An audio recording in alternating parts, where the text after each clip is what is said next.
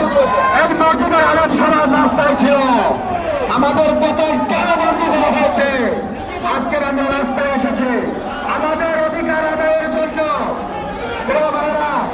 স্বৈরাচার সরকার এই দেশ থেকে বাড়ছে, যারা আমাদেরকে নিয়ে ছিনিমিনি করতেছে তাদেরকে এই দেশ থেকে বাগান আসবে ইনশাআল্লাহ।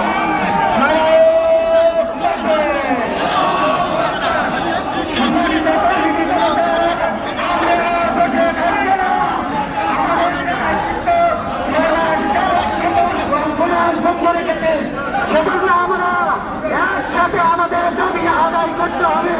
আমাদের একসাথে